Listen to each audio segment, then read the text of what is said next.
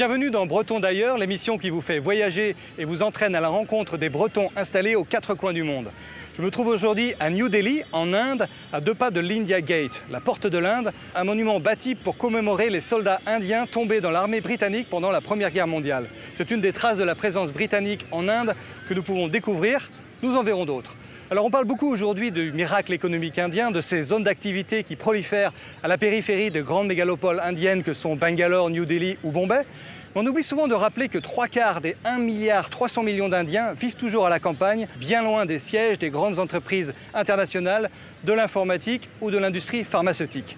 C'est ce que nous allons découvrir à travers ce voyage en Inde du Nord, en particulier dans le Rajasthan, une région fascinante où le temps des Maharajas ne s'est pas tout à fait arrêté. Alors avant de partir à la rencontre de nos Bretonnes, car il s'agit cette fois-ci de Bretonnes, il nous faut prendre la route, et la route en Inde est toujours une aventure. Commençons par Old Delhi, le vieux quartier de la capitale indienne, dépaysement assuré.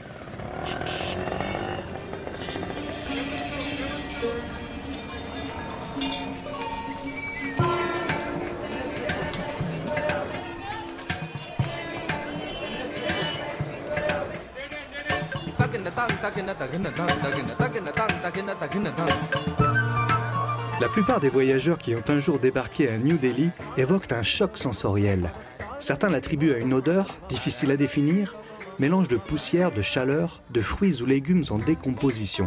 D'autres évoquent les regards, le bruit continu des klaxons, le fourmillement incessant des Indiens à pied, à vélo, en moto ou en rickshaw, le tricycle national.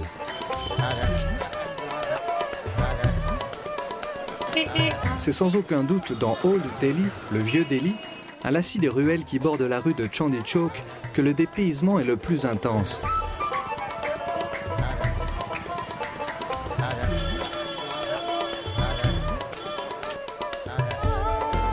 Dans le Chori Bazar pullulent des commerçants, artisans, petits restaurants réputés ou snacks épicés. Old Delhi a été édifié au milieu du XVIIe siècle sous le règne de Shah Jahan, un des grands bâtisseurs de la période moghole, l'empire fondé par les descendants des musulmans d'Asie centrale qui règnent sur l'Inde du XVIe au XIXe siècle. C'est aussi à Shah Jahan que les musulmans d'Old Delhi doivent la mosquée Jama Masjid, la plus grande du pays, construite au XVIIe siècle.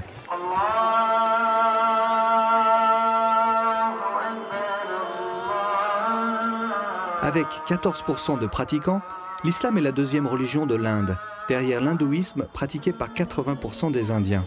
Les chrétiens, tout comme les sikhs, représentent chacun 2% de la population. Les sikhs sont facilement reconnaissables par le port du turban et de la barbe qu'ils font soigneusement entretenir par des barbiers de rue. Quant au bouddhisme, dont l'Inde est le berceau, il est très minoritaire et concerne surtout les régions himalayennes du nord, comme le Ladakh. C'est entre Old Delhi et Connaught Place, le cœur de New Delhi, que se trouve un autre quartier bien connu des routards, Pahar Ganj. Pendant des décennies, c'est ici que se trouvaient la plupart des hôtels bon marché de la ville. On y trouve toujours de nombreuses guest houses où se croisent quelques fous de l'Inde, mais aussi des touristes fraîchement débarqués. Mais Delhi ne se résume ni au bazar joyeux de la vieille ville, ni aux fripes de Pahar Ganj. Son centre de gravité a varié au fil des siècles. On dénombre au moins 7 villes fondatrices sur le site de Delhi. C'est le cas du quartier de Mehrauli, où se trouve le complexe du Qutub Minar, le plus haut minaret d'Inde et le 3e au monde. C'est dans le quartier branché d'Aoskas que nous avons rencontré Iris Stril, une Bretonne, ancienne étudiante des Beaux-Arts de Lorient, qui a posé son sac à New Delhi il y a 12 ans. How are you? À Delhi, c'est vrai qu'il y a du positif et du négatif. Il y a beaucoup d'embouteillages. C'est une ville qui fait pas envie quand on arrive spécialement, quand on connaît pas. C'est une ville un peu dure, on ne sait pas où aller, c'est grand, on ne sait pas ce qu'il y a à faire, ça paraît un peu agressif et sans intérêt, mais c'est une ville où très dynamique, il y a énormément de festivals, de spectacles, avec plein de parcs, et c'est une des villes, je crois, qui a le plus d'oiseaux migrateurs au monde après Nairobi. Donc c'est une ville très verte, malgré, bon, des fois c'est un peu caché sous la poussière. Mais ce qui a fait que je suis revenue et je me suis installée, et c'est pour le travail, c'est infini, enfin pour ce que je fais ou dans ma façon de travailler. Petit côté collectionneuse, à prendre des photos partout, à récupérer tout un tas de trucs, à bidouiller. Au départ, c'était tout fait à la main, je prenais des photos, je collectais tout tout un tas de trucs que je trouvais dans la rue, dans les bazars, et je faisais une sorte de collage à thème indien. Et en fait, avec une amie, on a décidé de lancer notre propre marque qui s'appelle Purple Jungle. C'est un endroit où les touristes viennent visiter, donc voilà, c'est des petits cadeaux souvenirs ça marche assez bien. Et on a la clientèle indienne qui donc est une clientèle en fait à la recherche de marques. Et maintenant, il y a un changement inverse où il y a aussi un groupe de gens qui cherchent des produits un peu nouveaux pour se démarquer, de pas justement avoir le côté comme tout le monde. Et donc on est sans doute au bon moment. Le quartier d'Aoskas pourrait bien symboliser l'Inde de demain. Branché, enraciné et délesté de son héritage colonial. Par comparaison, les boutiques des enseignes internationales abritées sous les colonnes géorgiennes de Connaught Place, l'épicentre commercial de Delhi, font un peu pâle figure. Achevée dans les années 30, cette vitrine du New Delhi britannique, en partie rénovée pour les Jeux du Commonwealth en 2010, cherche aujourd'hui un peu son âme. La Delhi britannique se situe à l'intérieur d'un triangle formé par la Porte de l'Inde, le Palais de la Présidence, ancienne résidence du gouverneur britannique, et Connaught Place. Entre ces 3 points emblématiques, d'immenses avenues séparées par des grands espaces verts bordent les ambassades et les résidences de luxe. C'est aussi à New Delhi que l'on pourra honorer la mémoire de Gandhi, le père de l'émancipation indienne. 2 musées lui sont consacrés, dont le Smriti Gandhi, qui se trouve sur le site où il fut assassiné par un fanatique hindou en 1948.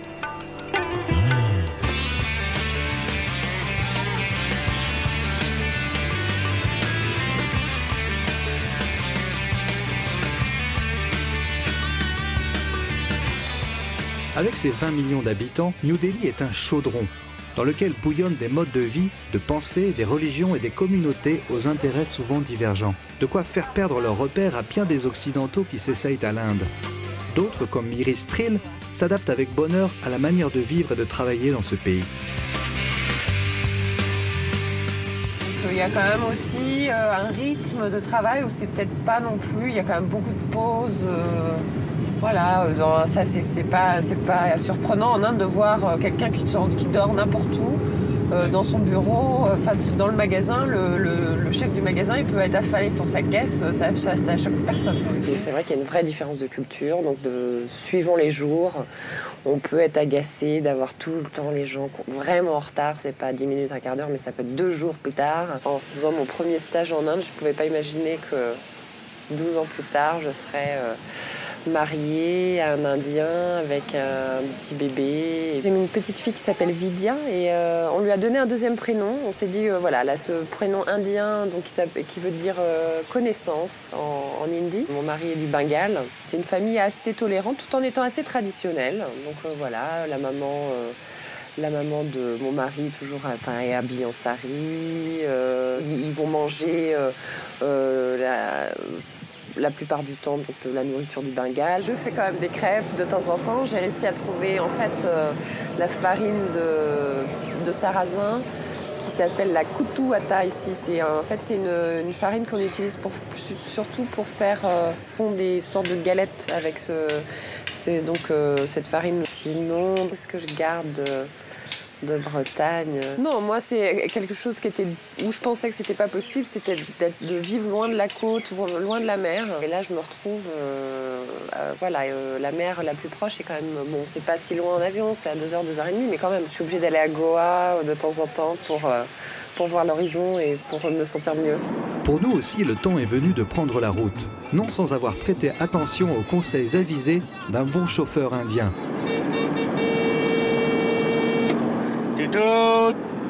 So, if you drive in Indian road,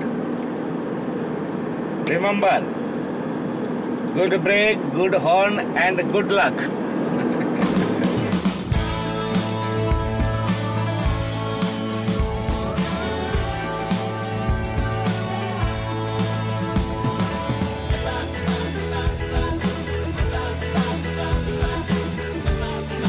Les Indiens, qui conduisent à gauche, du moins théoriquement, aiment décrire la conduite comme un grand jeu vidéo. Impossible de ne pas se faire surprendre par les dépassements de votre chauffeur au moment même où un vieux car de ligne Tata fonce vers vous, lui-même débordé par des motos qui se faufilent entre les véhicules. chacun tire finalement son épingle du jeu et retrouve sa place dans la poussière et un joyeux concert de klaxons. Blow horn, klaxonnez-moi. Cette mention présente à l'arrière de chaque camion, soigneusement décoré à la main avec des motifs de couleurs vives, en dit long sur l'importance du klaxon en Inde. Véritable toile de fond sonore du pays, il est l'outil indispensable pour survivre dans la circulation. On dit aussi qu'en Inde, à pied, tracté par un chameau ou accroché à l'arrière d'une jeep ou d'un rickshaw, chacun trouve un véhicule à sa mesure pour se déplacer. C'est d'ailleurs en observant les motos et tricycles qui foisonnent dans les villes indiennes que l'industriel indien Ratan Tata a imaginé la Tata Nano, un véhicule attachant destiné aux familles modestes.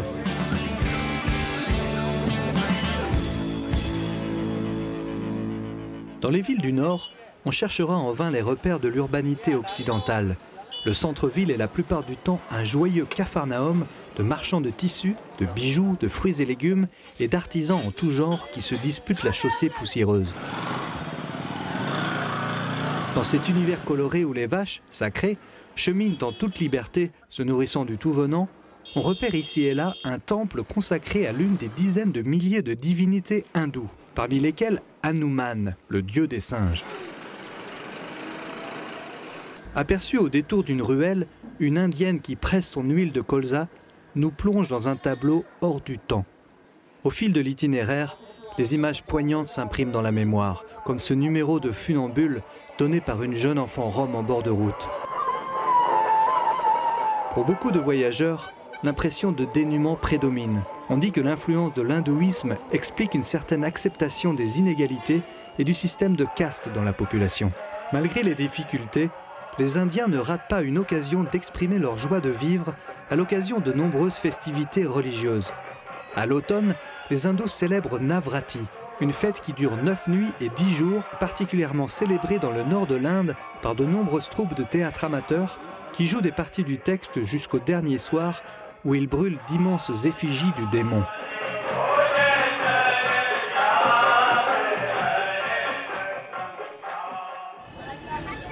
L'un des premiers et plus fascinants témoins du faste des empereurs indiens est le fort rouge d'Agra, une forteresse construite en 1565 par Akbar.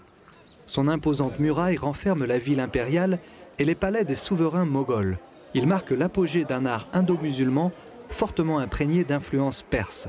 C'est dans un salon de ce palais que l'empereur Shah Jahan finit ses jours, emprisonné par son propre fils. De là, il pouvait voir sur la rive opposée de la rivière Yamuna le tombeau qu'il avait fait construire au milieu du XVIIe siècle pour honorer la mémoire de sa bien-aimée, le Taj Mahal.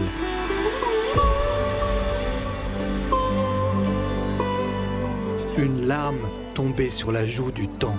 C'est ainsi que Tagore, le grand poète indien, prix Nobel de littérature en 1913, décrit le Taj Mahal, dont la beauté architecturale repose sur une symétrie parfaite, une élégance raffinée qui n'empêche pas une grande richesse ornementale, notamment des inscriptions coraniques en marbre noir avec des incrustations de pierres semi-précieuses.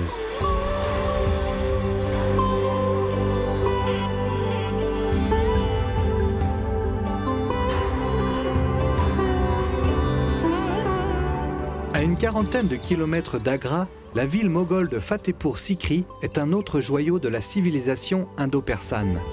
Elle fut construite par Akbar, qui en fit sa capitale entre 1573 et 1585. Parmi les nombreux palais et pavillons, on peut admirer le Diwan-i-Khas, la salle des audiences privées, avec son chapiteau surmonté d'un monumental balcon circulaire. Ou encore le palais de Job Bhai, le Caravansérail et le Ranch Mahal, dont l'élévation sur 4 niveaux de taille décroissante rappelle les temples bouddhiques.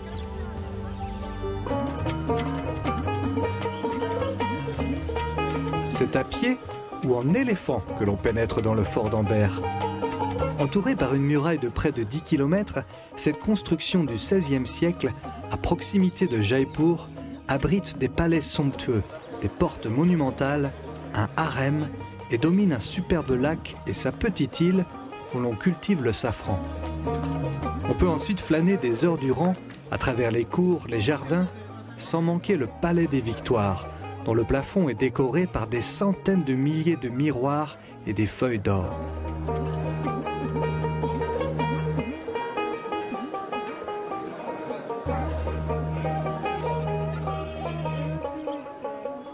Nous nous trouvons maintenant à Jaipur, la capitale du Rajasthan, et plus précisément à Amber, donc dans la banlieue de Jaipur, en compagnie de Marie-Noëlle Jaffré, une Bretonne originaire du pays de l'Orient, de Brandérian notamment, qui vit en Inde depuis 17 ans et qui a fondé le Kawa Cultural Center.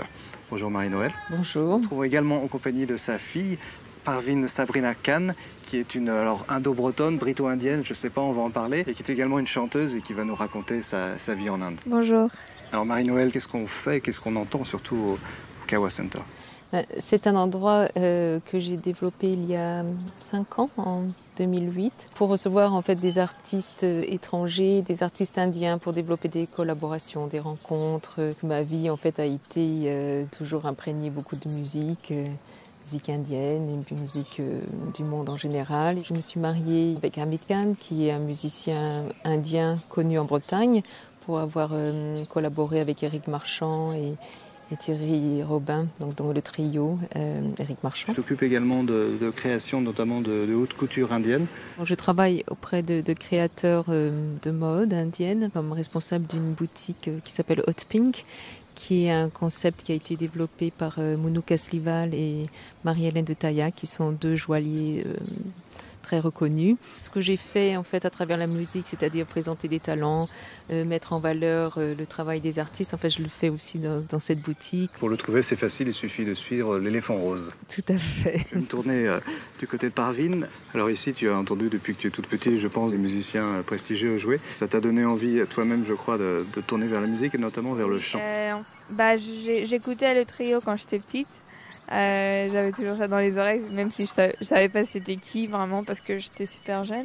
Et je chante du chant classique indien. C'est pas écrit, c'est que appris oralement et c'est beaucoup d'improvisation. Tu as eu l'occasion aussi de travailler justement avec des musiciens bretons, notamment avec Rosane Talek. Je crois que toutes les deux, en travaillant sur le chant indien, le chant breton, vous êtes aperçus de certaines similitudes. Ouais, elle a passé 1 mois ici, donc c'est longtemps et on passait 5-6 heures tous les jours à chanter. Je lui ai appris un peu, montrer comment était la musique indienne que je chantais et elle aussi. Et on a essayé de trouver des ponts entre les 2 musiques. Il y avait des mélodies qui se ressemblaient, des façons de chanter. Par exemple, une fois, elle a entendu des femmes chanter pour un mariage, mais des vieilles dames qui chantent. Et elle a dit que c'était exactement comme en Bretagne, parce que c'est des chants très, comment on dit, liés à la culture, au pays. Et quand il y a 2 cultures, il y a automatiquement des trucs et des choses qui se ressemblent. Moi, je trouve que c'est une richesse d'avoir 2 cultures et j'ai quand même gardé ce côté breton parce que il y avait mes grands-parents, beaucoup de familles. Et quand on allait en Bretagne, tous les enfants étaient à l'école parce qu'ici, les vacances d'été sont pendant mai et juin. Donc, on était toute la journée à la maison et donc maman a eu l'idée de nous envoyer dans la petite école de Brandérian. Et c'était vraiment les vacances parce qu'on était avec des enfants de notre âge qui étaient intéressés et nous aussi. C'était surtout l'échange avec des enfants de son âge.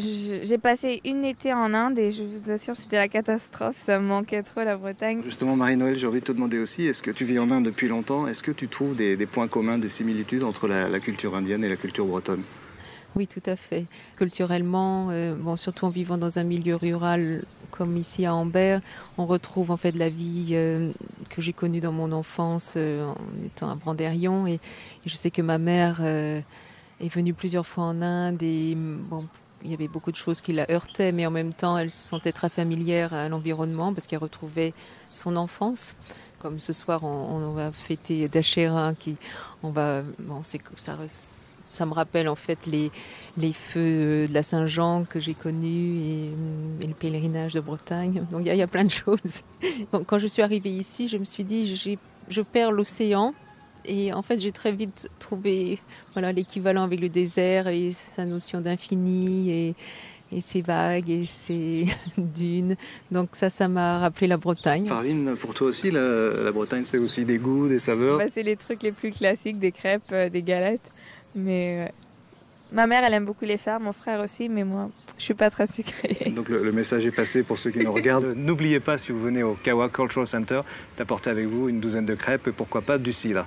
Alors avant de quitter Jaipur, le Kawa Center, nous allons écouter un morceau de musique interprété par Parveen et son frère Elias, un morceau de musique indienne qu'ils vont interpréter spécialement pour nous.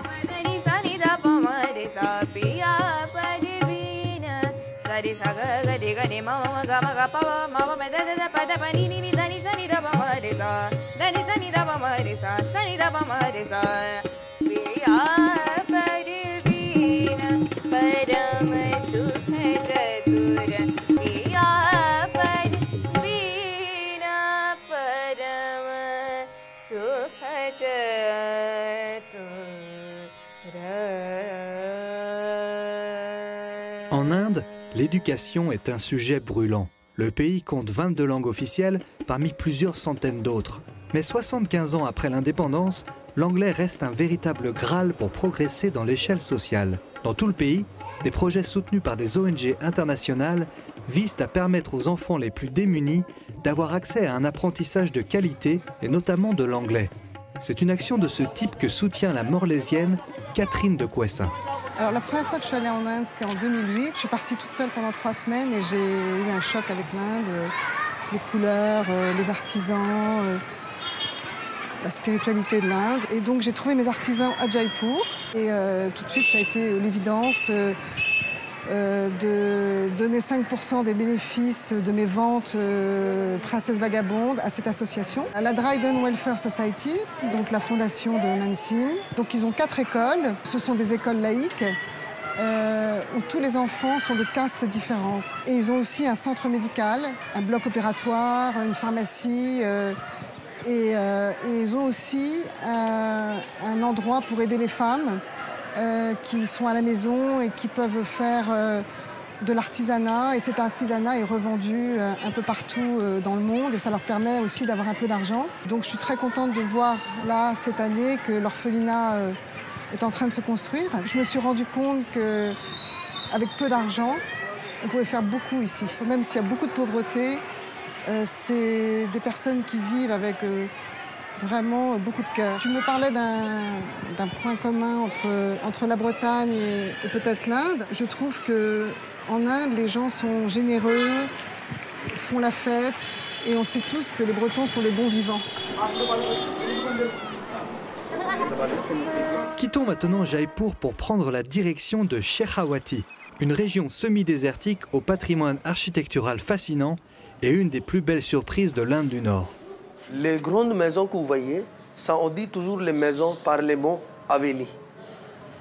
Haveli, c'est-à-dire grande maison de commerçants ou de nobles. La région, ça a été très riche parce que ça a été un passage de route de la soie. Et ça a été toujours un centre important pour les bijoux, des étoffes et des épices. Pour ça, partout, la maison était très bien décorée pour montrer la richesse du commerçant. La maison qui existait avant l'influence britannique, ce sont des maisons qui sont décorées vraiment dans le style hindou, avec des scènes mythologiques, des dieux, déesses hindous, et le style de vie Maharaja il avait.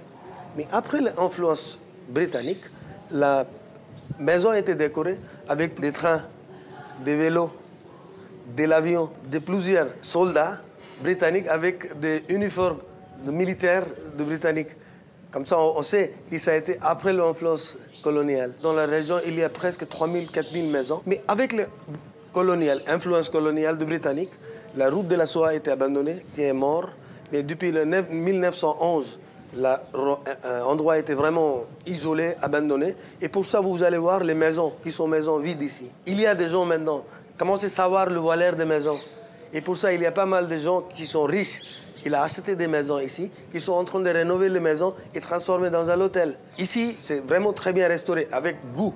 Mais quand les gens qui viennent pour rester une nuit dans un hôtel comme ça, c'est un hôtel de charme. L'hôtel moderne, on voit partout. Mais l'hôtel de charme, avec l'histoire, il n'y a pas beaucoup.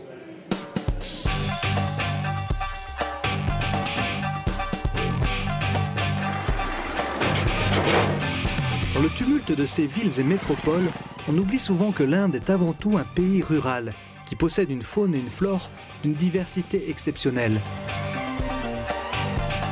À l'écart des grandes villes, dans certains villages, le temps semble suspendu aux moissons, aux gestes répétés des Indiennes en sari et aux pas des animaux qui n'ont pas encore été remplacés par le tracteur.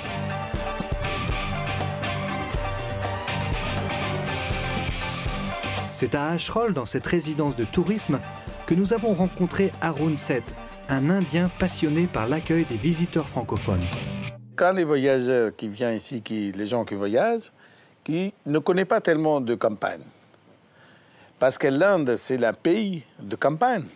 Il y en a 60% de population indienne qui vivent dans les villages. Je vais de temps en temps dans les villages pour demander quelle est la sorte de problème certaines choses que les gens n'arrivent pas quelquefois à débrouiller assez bien et je donne mes conseils. Et on a dit pourquoi pas, on pourrait faire pour ces gens-là quelque chose bien. Et on a fait une école pour donner des enfants pour l'éducation. Je suis dans le tourisme depuis des années, 32 ans. J'ai des amis, très beaux amis bretons. Une fois, j'étais en Brest et là, le premier début expérience qu'il pleuvait tout le temps. Et là, c'était bien parce que j'ai resté bien avec ma femme dans la chambre, comme il pleuvait tellement. Et les Bretons, c'est comme les Indiens. Ils ont un très attachement par rapport de famille, et plus c'est les grands voyageurs.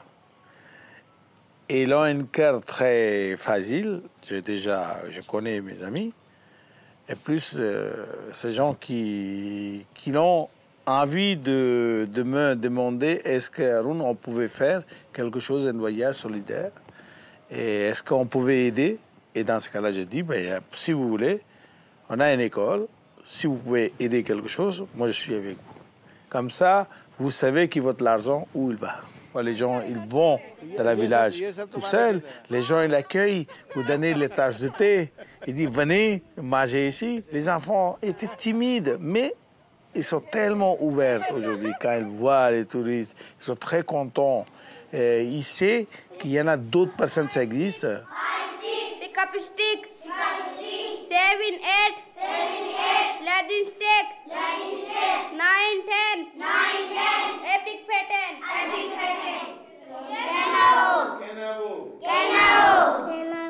Voilà, c'est à Ashroll, ce havre de paix dans la campagne du Rajasthan que nous allons vous quitter. Nous espérons que vous avez apprécié cette balade indienne en compagnie des Indiens et des Bretons qui nous ont ouvert les portes de ce pays fascinant. Quant à nous, nous allons reprendre la route car il nous reste bien des merveilles à découvrir dans ce pays aux dimensions de continent. Kanavo Danol, au revoir à tous et comme on dit en Inde, Fiamelenga.